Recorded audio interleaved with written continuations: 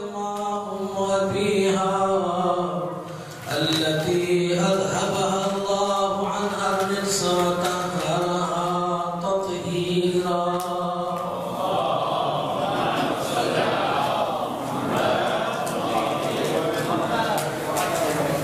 ثم الصلاة والسلام على أبيها محمد صاحب التاج والمعراج والبراق والعلم الذي اسمه مشروع منقوش مكتوب في اللوح والقلم والذي جسمه مقدس معطر مطهر منور في البيت والحرم جميل الشيم شفيع الأمم صاحب الجود والكرم شمس الضحى بدر الدجى صدر العلا نور الهدى كهف البرى سيدنا ومولانا ومولى الثقلين جد الحسن والحسين أبي القاسم محمد.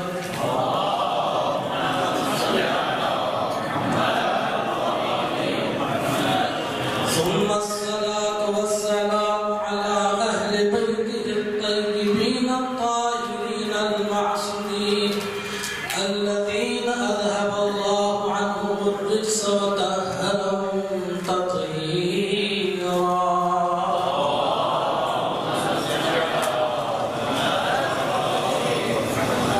أما بعد فقد قال الله تبارك وتعالى في كتابه المجيد وفرقانه الحميد وقوله الحق وهو أصدق القائلين بسم الله الرحمن الرحيم إن الذين يؤذون الله ورسوله لعنهم الله في الدنيا والآخرة وأعد لهم عذابا مهينا.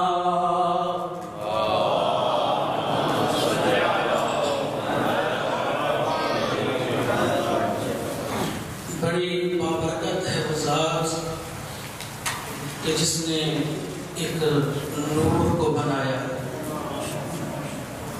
پھر اس نور کو لولاک کا مصداق بناتے ہوئے وجہ تخلیق کائنات بنایا. وجہ تخلیق کائنات بنایا. اس کے بعد اپنی توحید کی وحدانیت میں سب سے تنہا ہو کر اپنی الوہیت میں سب سے اعلیٰ ہو کر اپنی بے مثلیت میں سب سے الگ ہو کر اپنی لا شریکیت میں سب سے بلند و بالا ہو کر اس نور کو اپنے صفات کا مظہر بنایا اور پھر اس نور کو صفات سے سجایا. کبھی سخاوت سے نوازا تو کبھی حکمت سے سجایا. جب حکمت سے نوازا تو فرمایا وَمَن يُؤْتَ الْحِكْمَةَ فَقَدْ أُوتِيَ خَيْرًا كَثِيرًا. جسے میں نے حکمت دی اسے خیر کثیر عطا کیا. پھر جسے خیر کثیر دیا فرمایا اِنَّا أَعْطَيْنَاكَ.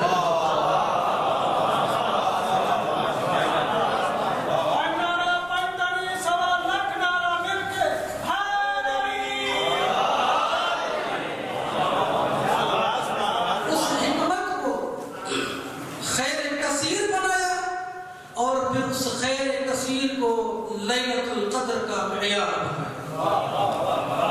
اس کے بعد تمام خلائق کی طرف متوجہ ہو کے فرمایا اگر تم میری پہچان چاہتے ہو تو میں بے مثل لا شریک ہوں. میں ظرف و زمان و ادراک سے ماورا ہوں. میں حدود سے بلند و بالا ہوں. میں کم و کیف سے الگ ہوں. اس لیے تم چاہتے ہو کہ تم مجھے پہچانو تو سب سے پہلے میری صفات کو پہچانو اور میری صفات ان کے پاس ہیں جن کو میں نے اپنا عامل صفات بنایا. پھر جس کو سخاوت دی اور فرمایا کہ میں سخی ہوں. جس نے میری سخاوت کو دیکھنا ہے اس نور کی سخاوت کو دیکھیے. اور جسے اسے حکمت دی پھر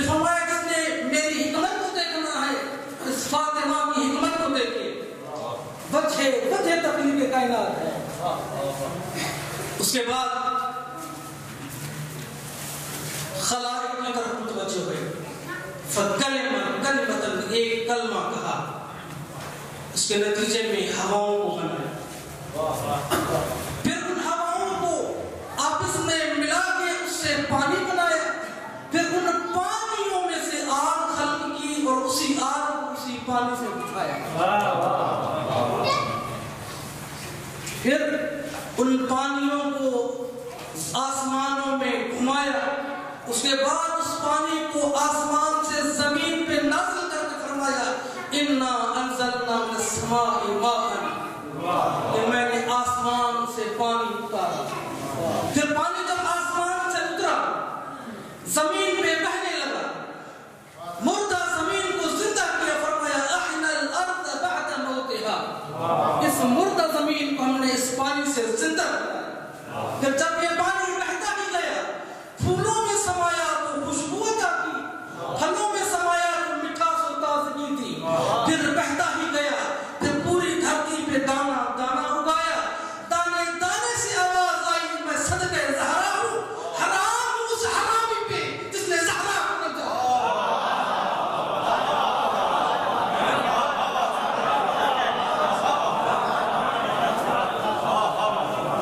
اس کے بعد اپنی لا ریب کتاب میں فرمایا ان الذین یؤذون اللہ ورسولہ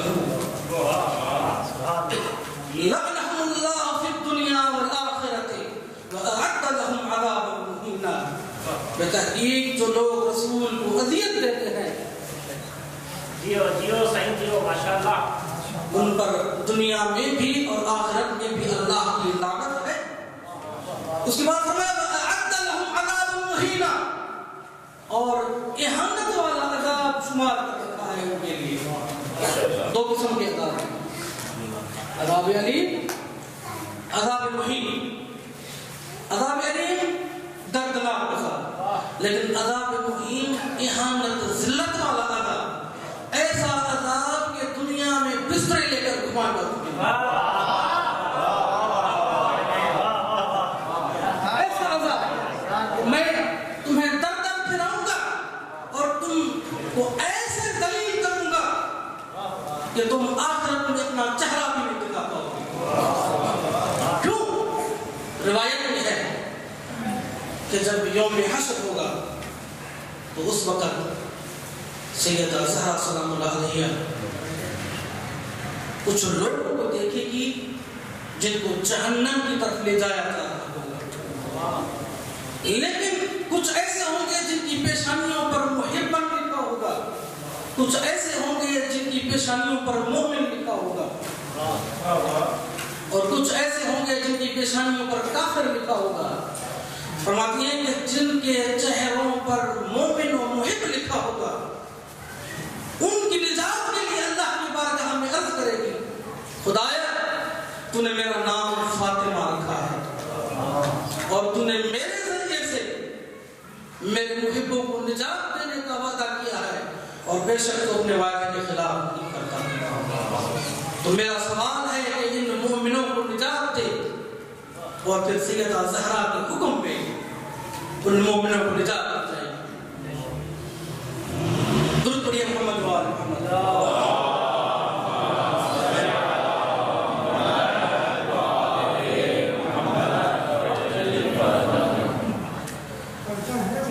بس ایک اور روایت اور رفت مسائل نمبر قبلہ صاحب محترم کے حوالے بھائی تو کرتا ہوں پڑھی محمد و آل محمد.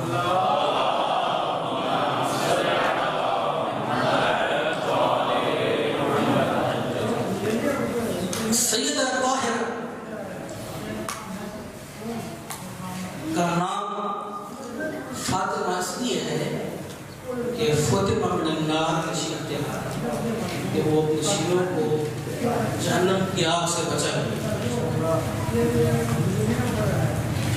اس زمن میں کافی روایات ہیں.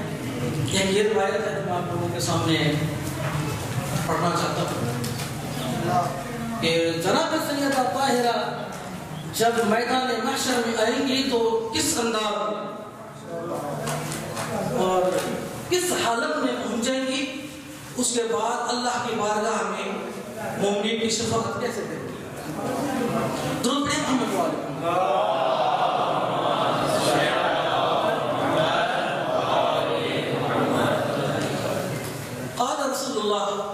رسول اللہ صلی اللہ علیہ وسلم فرماتے ہیں کہ اذا کان یوم القیامت تقبل ابنتی فاطمہ علی ناقۃ من نوق الجنہ، جب قیامت کا دن ہوگا تو میری بیٹی فاطمہ جنت کی ناکوں میں سے ایک ناکا، اونٹنیوں میں سے ایک اونٹنی پر سوار ہو کے خدا کی بارگاہ میں۔ اب اس اونٹنی کی خاصیت کیا ہے؟ مدبجۃ الجنبین، مدبج کہتے ہیں دیباجہ، یعنی نقش و نگار، یعنی کوئی شخص بن سنور کے آ جائے اسے کہتے ہیں دیباج، جیسے گھروں کو دیباج کیا جاتا ہے، نقش و نگار کیا جاتا ہے۔ مدبجۃ الجنبین، ان کے دونوں اطراف سنگارے ہوئے، مزین ہوں گے، آراستہ ہوں گے۔ ختامها من لؤلؤ رطب، تر تازہ رطب گیلے لؤلؤ سے بنی ہوئی اس کی مہار ہوگی، اور جو ہے اس لؤلؤ سے بنی ہوئی اس کی مہار ہوگی۔ قوائمها من الزمرد الاخضر، اس کے پیر سبز زمرد کے بنے ہوئے ہوں گے، سبز زمرد کا پتھر ہے۔ ذنبها من المسک الاذفر، اور اس کی دھن مشک، ایسی مشک جس کی خوشبو شدید تیز ہے، جو پورے میدان محشر کو معطر کر دے گی۔ عیناها یاقوتتان حمراوان، اور اس کی آنکھیں لال یاقوت سے بنی ہوں گی۔ اور قبتها من نور یرا ظاہرها من باطنها، جو اس کی کوہات ہے، اس کی کوہات اس نور سے بنی ہوگی جس کا ظاہر سے اس کے اندر کو دیکھا جائے گا، وَمِن بَاطِنْهَا يُرَى مِن ظَاهِرِهَا، اور اس کے باطن سے باہر کو دیکھا جائے گا۔ داخلها، اور اس کوہات کے داخل افضلها، اللہ کی بخشش ہوگی، وخارجها رحمت اللہ، اور اس کے باہر خدا کی رحمت ہوگی، اور اس رحمت والی کوہات میں سیدہ سوار۔ اس کے بعد فرمایا تاجها من نور التاج، اور اس کا تاج نور کے تاجوں میں سے ایک تاج ہوگا۔ 70 رکن، کل رکن، اور اس نور کے 7 رکن ہوں گے، اور ہر رکن مرصع بالدر والیاقوت، اور اس تاج کے ہر رکن کو در اور یاقوت سے مزین کیا گیا۔ اس کے بعد اس طرح کہیں گے کہ کمل کوکب الدری فی السماء، جیسے آسمان میں کوکب الدری چمکتا ہے۔ اور پھر اس کے بعد فرمایا عن یمینها 70,000 ملکا، اس کے زمین سے دائیں طرف سے، وعن شمالها 70,000 ملکا، 70 دائیں طرف سے 70 بائیں طرف سے ملائکہ ہوں گے، اور ان ملائکہ کے ہجوم کے درمیان سیدہ فاطمہ تشریف لائیں گی۔ اس کے بعد منادی جبریل ندا دے گا یا اہل الملأ غضوا ابصارکم، اے معاشر والو اپنی آنکھیں جھکا لو کہ رسول کی بیٹی تشریف لا رہی ہے۔ تمام نبی، یہاں تک کہ صدیق، انبیاء، مومنین اپنی آنکھیں جھکا لیں گے، اور اللہ کے رسول کو بھی فرمایا جائے گا اے اللہ کے رسول آپ بھی اپنی نظریں جھکائیں کہ تمہاری بیٹی میدان محشر میں حاضر ہو رہی ہے۔ تو اللہ کے رسول فرمائیں گے کیا میں تو زہرا کا والد ہوں، باپ، میں تو محرم ہوں، میں کس لیے اپنی نظریں جھکاؤں؟ آواز آئے گی یا رسول اللہ، وہ اس انداز میں آ رہی ہے کہ آپ بھی برداشت نہیں کر پائیں گے، آپ بھی دیکھ نہیں پائیں گے۔ کس انداز سے آ رہی ہے؟ سے جس انداز میں زخمی پہلو بنا کے زہرا کو دفنایا گیا، یعنی شکستہ پہلو کے ساتھ مالک کی بارگاہ میں حاضر ہو گئے۔ فتوحاتی عرش اللہ اور اللہ کے عرش کے قریب ہو کے ندا دی کہ یا ربنا، اے میرے پروردگار، تو نے میرا نام فاطمہ رکھا ہے اور میرے ہی ذریعے سے تو میرے محبوں اور شیعوں کو نجات دے گا، بخشے گا۔ تو آواز اترتا ہے یا حبیبتی و یا بنت حبیبی سلیمی فتحتا لکی، اے میرے محبوب، میری کنیز، میرے محبوب کی بیٹی، سوال کر، مانگ، کیا مانگتی ہے، تجھے دیا جائے گا۔ فتشفعی فتشفعا لکی، شفاعت رب کس کی کرنا چاہتی ہے کہ تو شفاعت کر، تیرے کہنے پہ بخش کیا جائے گا۔ اور سیدہ فاطمہ اس ہجوم سے تھوڑا آگے چل کے تمام شیعوں کی مغفرت کی دعا کریں گی، اور اس مغفرت کی دعا کے بعد جب سارے شیعوں کو بخش دیا جائے گا تو ان تمام شیعوں کو ایک ساتھ لے کے جنت کے دروازے تک آئیں گی، اور پھر خدا کے بارگاہ میں عرض کریں گی، اے خدایا، زہرا اس وقت تک جنت میں نہیں جائے گی جب تک زہرا کے شیعہ اور حسین کے ماتمدار اس جنت میں داخل نہیں ہو جاتے۔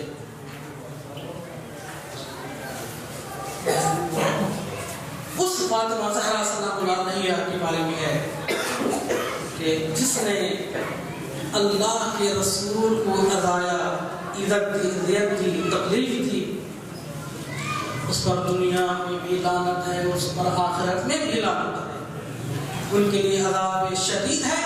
امام صادق علیہ السلام فرماتے ہیں کہ قال رسول اللہ فاطمہ بضعۃ منی، امام صادق فرماتے ہیں کہ فاطمہ، رسول اللہ نے فرمایا فاطمہ میرے جگر کا حصہ ہے۔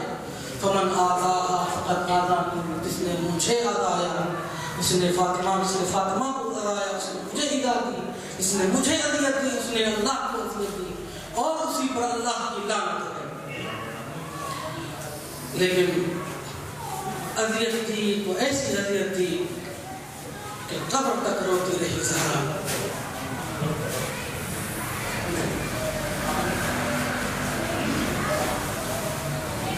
لفظ رونے کو تصور میں کیجیے، اللہ نصیب کرتا ہے رونا بھی۔ یہ جو سنتے ہیں روایات میں کہ 4-5 ہستیاں ایسی ہیں جو بہت زیادہ روئی ہیں۔ سب سے پہلے جناب آدم روئے جب مغفرت ہوئی، توبہ قبول ہوئی، آدم کا ختم ہوا، آدم کا گریہ ختم ہوا، آخر غم کی ایک حد تھی، خاموش ہو گئے، دکھ بھول گئے، دوبارہ اپنے کام میں لگ گئے، رسالت پہنچانے میں لگ گئے، اور اس دھرتی کو بسانے میں مشغول ہو گئے۔ ایک حد تھی۔ دوسری ہستی ہے جناب یعقوب، ٹھیک مانتے ہیں کہ 32 سال اپنے یوسف کے فراق میں روئے، لیکن ان کی بھی ایک حد تھی۔ سفید آنکھیں دوبارہ منور ہو گئی، فراق ختم ہوا، مصر میں اپنے بیٹے سے ملے، پھر جتنے دکھ تھے اس سے زیادہ یعقوب کو خوشیاں ملی۔ اس کے بعد سب سے زیادہ رونے والی ہستی ہے مولا سجاد، بے شک روئے۔ میں کہتا ہوں میرے مولا واقعی آپ مظلوم ہیں، آپ خون روئے، آپ کا دکھ کم نہیں ہوا، آپ قبر تک بھی روتے رہے، لیکن میں کہوں گا مولا سلام ہو اس وقت جب آپ روتے تھے، آپ کی پسلیاں زخمی نہیں تھی، جب آپ روتے تھے۔ یہ جو قصہ بیان کیا جاتا ہے کہ ایک ڈاکٹر کہتے ہیں کہ جب سیدہ فاطمہ روتی ہوں گی تو ان کی سانس میں تکلیف ہوتی ہوگی کہ پسلیاں دکھتی ہوں گی۔ میں کہتا ہوں سانس لینا تو دور کی بات ہے، یہ جو مسلمان کہتے ہیں نا کہ سیدہ زہرا کو بولو رات کو روئے یا دن کو روئے، میں کہتا ہوں ٹوٹی ہوئی پسلیوی کے ساتھ جو سانس بھی نہیں لے سکتی تھی وہ ایسا کیسے نہیں ہوئی کی کہ مسلمانوں کی نیند خراب ہوئی ہو؟ کس انداز سے روئی ہوگی؟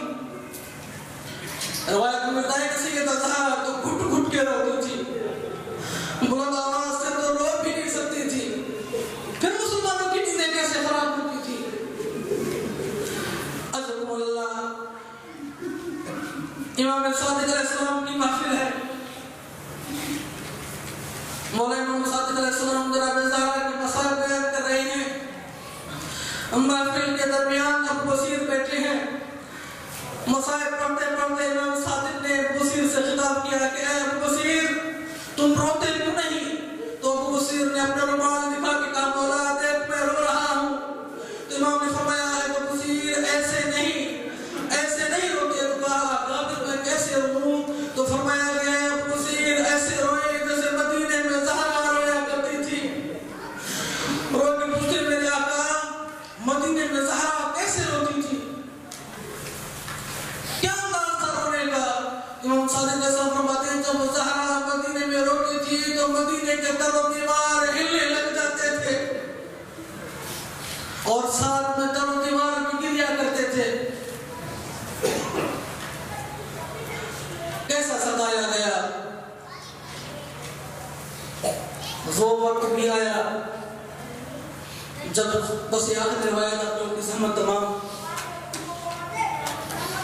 جب ایک ملعون کو بھیجا گیا کہ علی کو لے کر آؤ تاکہ بیعت کرے، سیدہ زہرا نے اسے منع کر دیا کہ علی باہر نہیں آئیں گے۔ اس کے بعد لوگ لکڑیاں لے کر زہرا کے دروازے پر آئے، بس ان کے درمیان جو کلام ہوا وہ آپ جانتے ہیں، بس مختصر کرنا چاہتا ہوں، میں نے ختم کیا مسائل کو۔ لکڑی لے کر جب زہرا کے دروازے پر آئے تو وہ اس لکڑی کے بارے میں بیان کرنا چاہتا ہوں، وہ کس قسم کی لکڑی تھی؟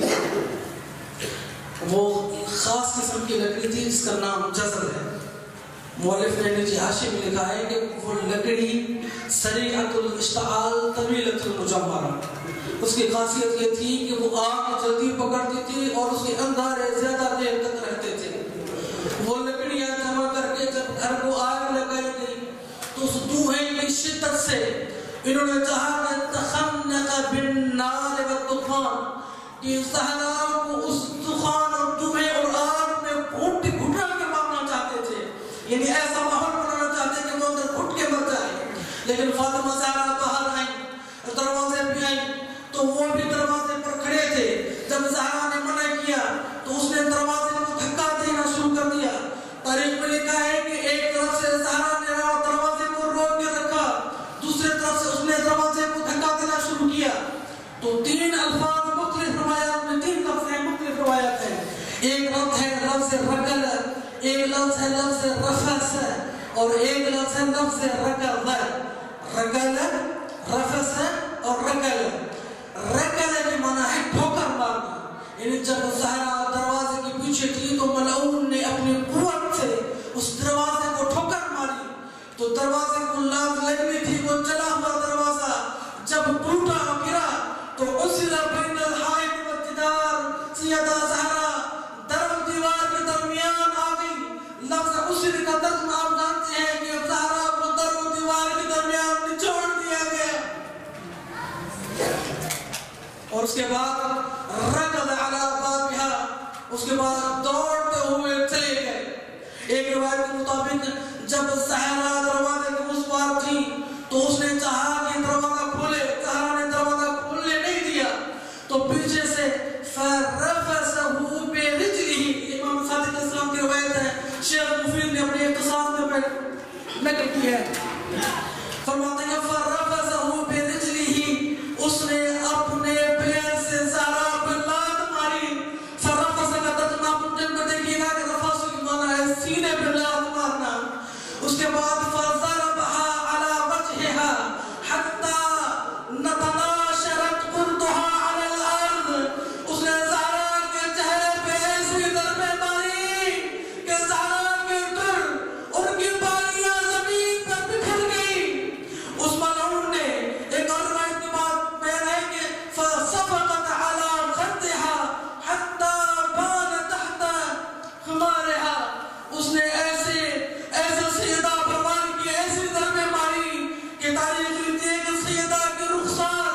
سیادہ کے رخسار پھول پالیوں کے نشان بن گئے وَسَيَعْلَمُ الَّذِينَ ظَلَمُوا